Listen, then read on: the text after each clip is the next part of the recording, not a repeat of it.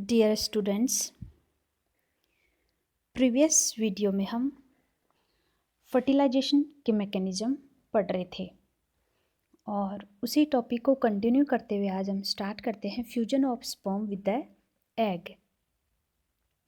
हमने पढ़ा था फर्टिलाइजेशन की जो प्रोसेस है वो बहुत सारे स्टेप्स में कंप्लीट होती है और उसी का ही एक पार्ट होता है कि स्पर्म जो है वो एग से कैसे कांटेक्ट करता है।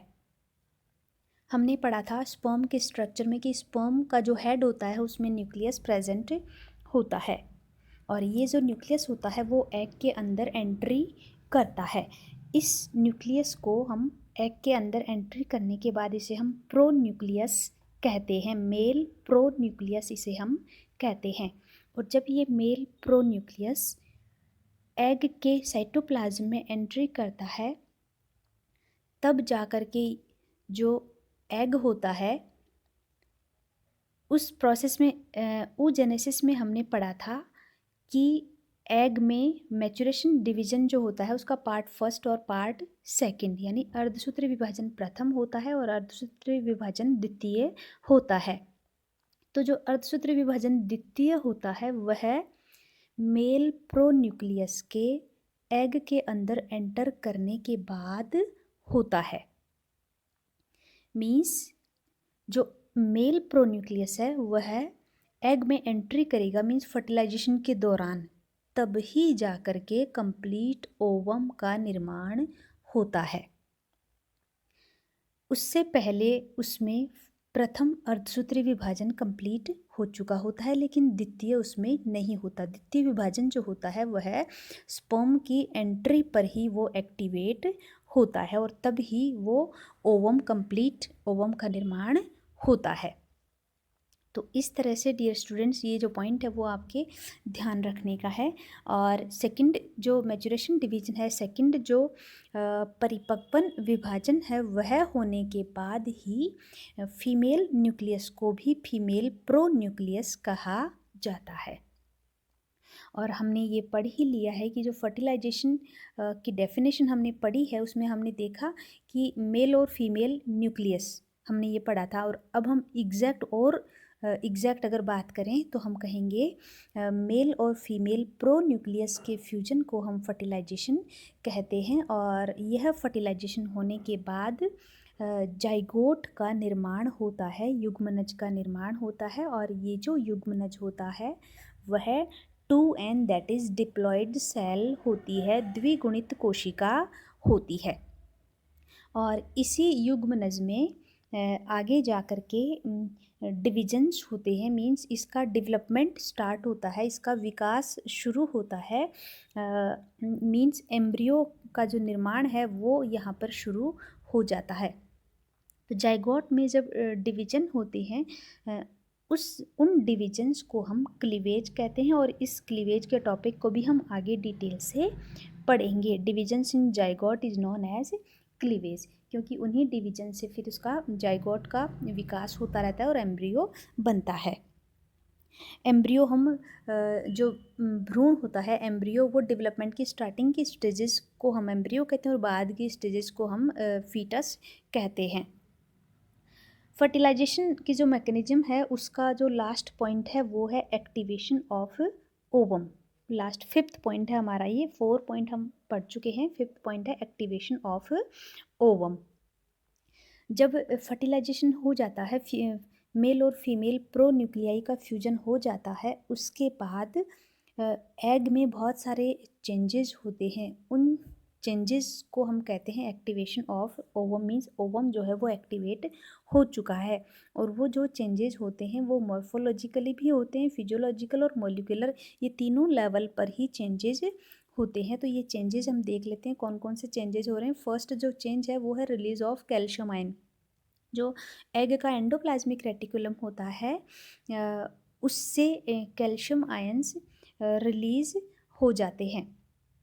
उन कैल्शियम आयन के रिलीज होने से क्या होता है, कॉर्टिकल रिएक्शंस स्टार्ट होती हैं। और ये जो कॉर्टिकल रिएक्शंस हैं यह पोस्ट फर्टिलाइजेशन या फिर यूँ कह सकते हैं हम कि फर्टिलाइजेशन के दौरान होने वाली ये एग में होने वाली इम्पॉर्टेंट रिएक्शंस होती हैं कॉर्टिकल रिएक्शंस। कॉर्टेक्स तो हमने पढ़ा ही था, अभी कॉर्टिकल ग्रेन्यूल्स पढ़े थे अभी प्रीवियस वीडियो में हमने, कि एग की जो मेम्ब्रेन होती है उसके नीचे कॉर्टिकल ग्रेन्यूल्स पाए जाते हैं, कणिकाएं पाई जाती है उनमें कुछ एंजाइम्स भरे होते हैं उनमें, जो मेम्ब्रेन होती है एग की उसको चेंज कर देते हैं ताकि और ज़्यादा स्पर्म की एंट्री नहीं हो सके। तो ये भी हम अभी डिटेल से पढ़ेंगे। अब हम पढ़ते हैं ब्लॉक ऑफ पॉलीस्पर्मी। चूँकि जब एक स्पर्म एग में एंटर कर चुका है तो उसके बाद जो और अदर स्पर्म्स हैं उनको रोकने के लिए, उनकी एंट्री को एग में रोकने को ही हम ब्लॉक ऑफ पॉलीस्पर्मी कहते हैं, ताकि एक से ज़्यादा स्पर्म एग में एंटर ना कर सके। क्योंकि हम जानते हैं कि हर प्रत्येक ऑर्गेनिज्म में जो नंबर ऑफ क्रोमोसोम्स है वो जनरेशन्स आफ्टर जनरेशन्स वो सेम बना रहता है, वो कभी भी कम नहीं होता और ज़्यादा नहीं होता। अगर कम ज़्यादा होता है तो उसमें क्रोमोसोमल एबरेशंस आ जाते हैं और बीमारियां पैदा हो जाती हैं, डिजीज़ हो जाती हैं। तो इस वजह से एग में केवल एक ही स्पर्म एंटर करना चाहिए, क्योंकि एक एग है और एक स्पर्म दोनों मिला के डिप्लॉयड सेल बनती हैं। डिप्लॉयड नंबर ऑफ उसमें क्रोमोसोम्स हो जाते हैं। अगर थर्ड स्पर्म भी अगर एंटर कर जाता है, थर्ड नहीं सॉरी सेकंड स्पर्म भी अगर एंटर कर जाता है फर्स्ट के बाद, तो उसमें उस सेल में क्रोमोसोम्स का नंबर है वो चेंज हो जाएगा। वो 2n से वो 3n हो जाएगा। वो ट्रिप्लॉइड कंडीशन उसकी होगी, और जो ट्रिप्लॉइड कंडीशन है वो नॉर्मल कंडीशन नहीं होती। तो इसके लिए ब्लॉक ऑफ पॉलीस्पर्मी की दो मैकेनिज्म होती हैं। एक तो स्लो ब्लॉक ऑफ पॉलीस्पर्मी और दूसरा होता है फास्ट ब्लॉक ऑफ पॉलीस्पर्मी। तो जो स्लो ब्लॉक ऑफ पॉलीस्पर्मी होता है वो इसके नाम के ही अकॉर्डिंग वो धीरे धीरे स्टार्ट होता है, लेकिन जो फास्ट ब्लॉक ऑफ पॉलीस्पर्मी है ये आफ्टर फर्टिलाइजेशन या after entry of one sperm ये तुरंत स्टार्ट होता है।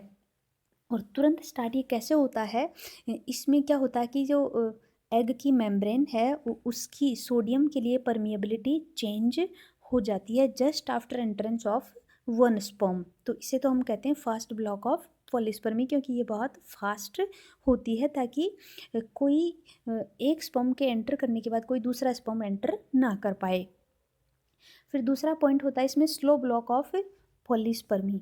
स्लो ब्लॉक ऑफ पॉलीस्पर्मी है, इसी के अंदर कॉर्टिकल रिएक्शंस आती हैं। हमने पढ़ा था जो एग मेम्ब्रेन होती है उसके अंदर की ओर यहाँ पर कॉर्टिकल ग्रेन्यूल्स पाए जाते हैं। इन ग्रेन्यूल्स में एंजाइम्स भरे होते हैं। ये होते हैं कॉर्टिकल ग्रेन्यूल्स और इनमें एंजाइम्स भरे होते हैं।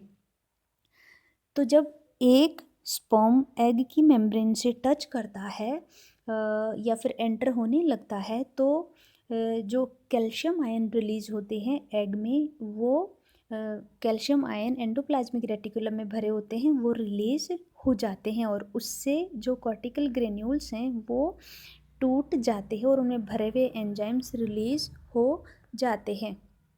यहाँ हम देखें, ये है एग की मेम्ब्रेन और ये वाला जो स्पेस है वो है पेरीविटलाइन स्पेस। यहाँ हम ये ऑब्जर्व कर रहे हैं कि यहाँ पर प्रोटीन के ये लेयर्स यहाँ पर आपस में, दोनों मेम्ब्रेन आपस में अटैच्ड हैं और इसके नीचे ये प्रेजेंट है कॉर्टिकल ग्रेन्यूल्स में एंजाइम्स भरे होते हैं। तो जब कैल्शियम की वेव यहाँ पर आएगी तो ये जो कॉर्टिकल ग्रेन्यूल है इससे ये जो प्रोटीएजेज एंजाइम रिलीज़ किए जाते हैं। प्रोटीएजेज एंजाइम रिलीज होंगे तो ये जो पेरीविटलाइन स्पेस है इसकी ये जो प्रोटीन बॉन्डिंग है ये टूट जाती है। इसके टूटने से इन दोनों मेम्ब्रेन्स के बीच का जो स्पेस है वो इंक्रीज हो जाएगा। मेम्ब्रेन का स्पेस इंक्रीज होने से इन कॉर्टिकल ग्रेन्यूल्स में ये ग्लाइकोसेमिनोग्लाइकन्स भी भरे होते हैं। तो ये जो ग्लाइकोसेमिनोग्लाइकन्स हैं ये वाटर को अंदर एंट्री इनसे होती है, मीन्स ये वाटर को अट्रैक्ट करते हैं। ग्लाइकोसेमिनोग्लाइकन्स ये वाटर को अट्रैक्ट करते हैं। वाटर को अट्रैक्ट करने से दोनों मेम्ब्रेन्स के बीच का जो स्पेस है वो इंक्रीज हो जाता है और उसमें वाटर फिल हो जाता है। वाटर फिल होने से ये जो लेयर बनती है इतनी मोटी, इसे हम हाइलिन लेयर कहते हैं। इसे फर्टिलाइजेशन एनवलप भी कहते हैं। फर्टिलाइजेशन एनवलप मीन्स इसके बाद और स्पर्म की एंट्री इसमें नहीं हो सकती। इसे अपन फर्टिलाइजेशन मेम्ब्रेन भी कहते हैं। और ये जो मेम्ब्रेन है वो एक स्पर्म के एंटर होने के बाद एक से ज़्यादा जो स्पर्म होते हैं और ज़्यादा जो स्पर्म होते हैं उनको रोकने में मदद करती है। मैंने आपको बताया कि एक स्पर्म ही एग के अंदर एंटर होना चाहिए। अगर एक से ज़्यादा स्पर्म एंटर हो जाएगा तो वो जो ऑर्गेनिज्म है वो नॉर्मल कंडीशन में नहीं रहेगा और उसके कोई ना कोई डिजीज होगी, क्योंकि जो नॉर्मल कंडीशन वो है डिप्लॉयड की होती है। तो ये जो कॉर्टिकल रिएक्शंस हैं यह पोलीस्पर्मी को धीरे धीरे रोकती है, इसीलिए इसको नाम दिया गया है स्लो ब्लॉक टू पॉलीस्पर्मी, ताकि एक से ज़्यादा स्पर्म एग के अंदर एंटर ना कर पाए। और अगर एंटर कर गया है वन स्पर्म तो उसके बाद में निर्माण होता है जाइगोट का, युग्मनज का, जो कि डिप्लॉयड कोशिका होती है। और उस डिप्लॉयड कोशिका में आफ्टर फर्टिलाइजेशन उसमें क्लीवेज शुरू हो जाता है। ये स्लो ब्लॉक टू पॉलीस्पर्मी की ये नोट्स हैं, आप इसको देख के आप कॉपी कर सकते हैं। तो इस तरह से dear students block of polyspermy के दो टाइप्स होते हैं, slow block and fast block, और ये दोनों ही इम्पॉर्टेंट। इसका डायग्राम भी इम्पॉर्टेंट है। आप एग्जामिनेशन पॉइंट ऑफ व्यू को ध्यान में रखते हुए आप इसके डायग्राम को लर्न करें और अपनी नोटबुक में इसको बनाएं। Thank you.